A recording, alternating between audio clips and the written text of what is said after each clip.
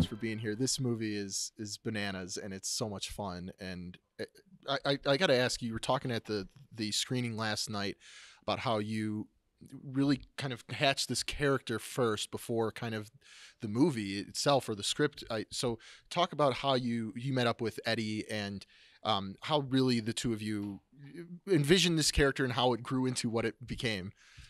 Yeah, it was just a weird situation. This movie, it was COVID, kind of middle of COVID, and a friend of mine, Danny, just said, you got to meet my friend Eddie. And I was like, okay. And then they sent me this short, The Vandal, which was Eddie's short that was in Cannes. And I was blown away by this, I guess, 13-minute short. I'd never really seen anything like it. So I immediately was interested to know who he is and where he came from, and we talked for a while. We knew a lot of the same people.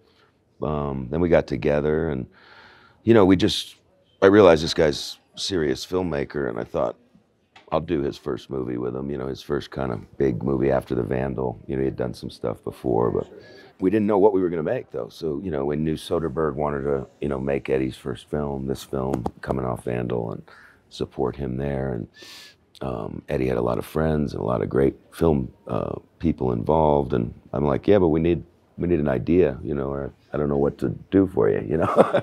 And so he came up with this character of Jackson Pierce, started talking to me, sending me things, you know.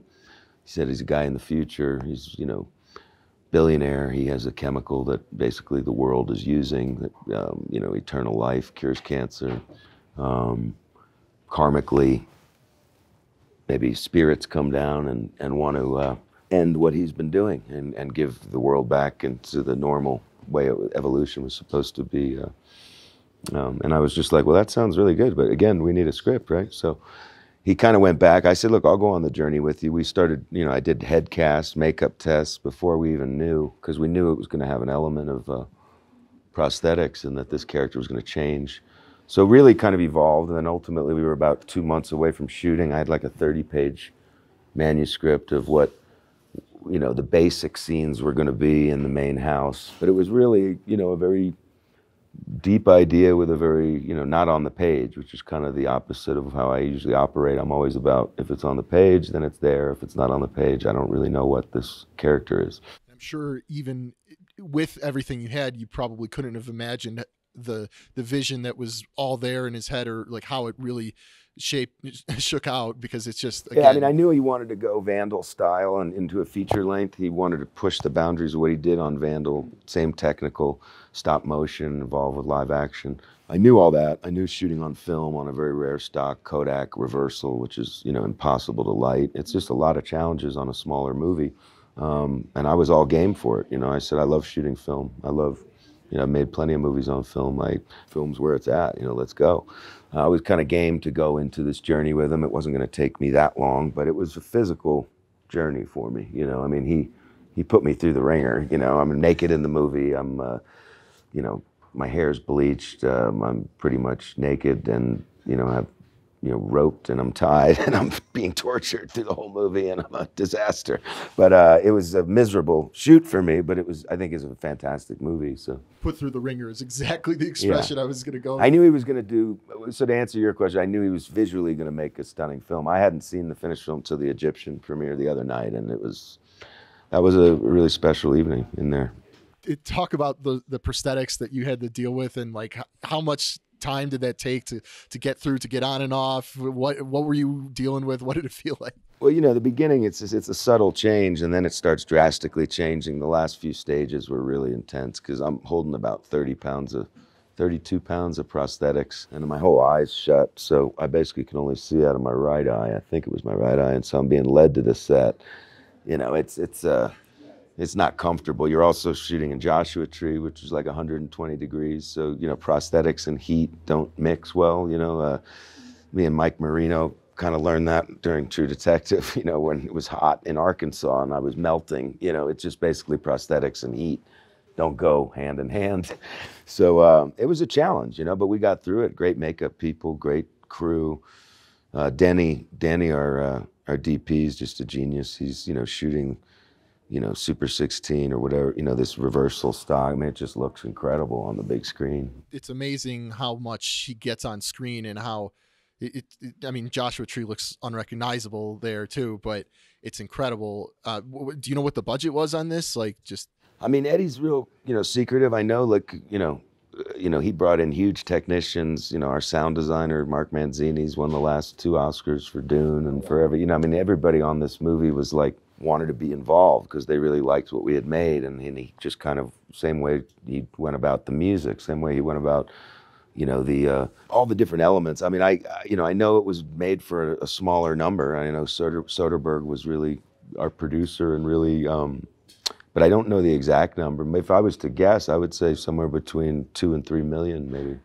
how did Soderbergh get involved? And it sounds like he came aboard before even you had met Eddie. Yeah, I mean, him and Eddie are very tight. Soderbergh he really gave a blank pass to Eddie to make his film, and he was such a, great producer. Never bothered us. I think he came by. I think he was involved in editing with Eddie.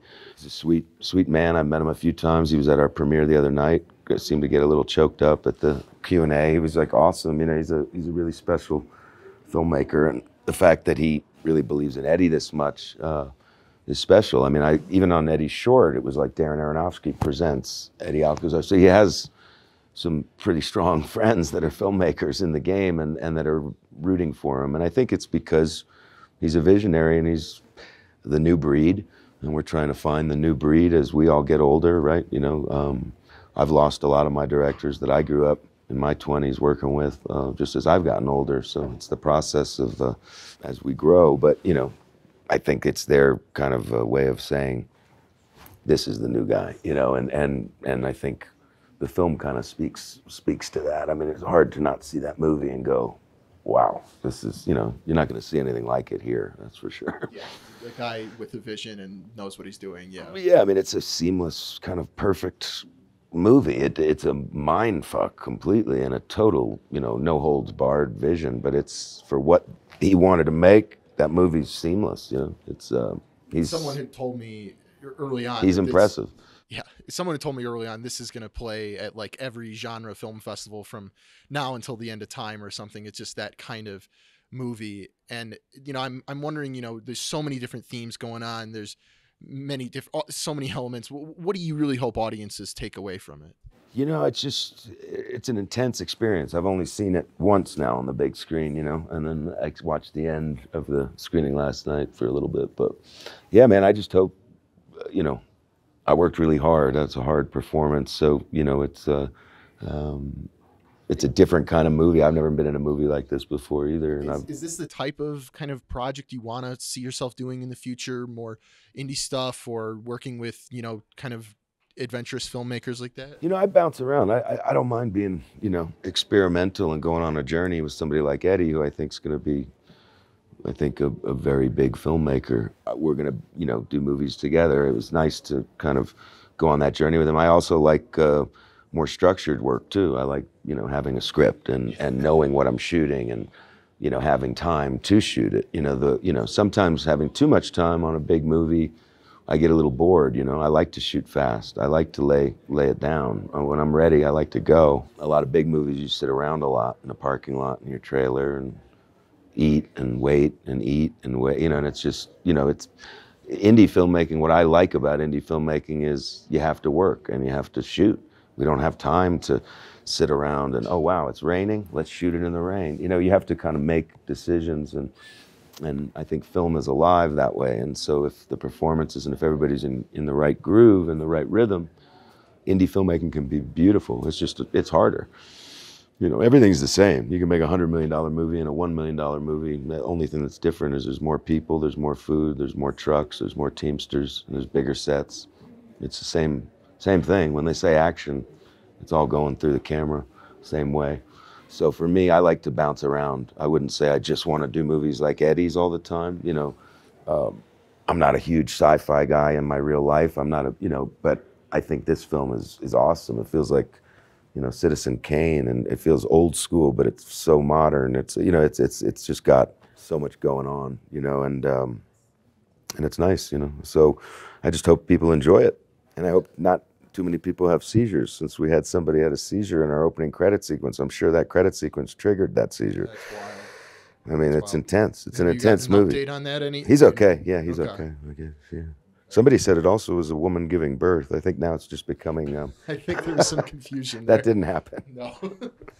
But I'm real. I mean, I had a great time. Saturday night was fun. So. Well, congrats. And I wanted to ask you one more thing. Like, there's a Yeah. new Blade film coming out, or eventually. Any thoughts on that, or what you're hoping to see? No, them I do wish with it? Mahershala the best. He's a good, good buddy, and we did True Detective together. He's a great actor. I heard it was going to be PG-13, which I think It's Marvel. might be a mistake, but because R-rated comic book movies are really the ones that seem to be good, and then the other ones, they don't. I don't know, but maybe Blade's a pretty dark comic, so you probably want to go where it was supposed to go, but we'll see. I don't, I hope it goes well. All right. I don't really have anything to do with it, so.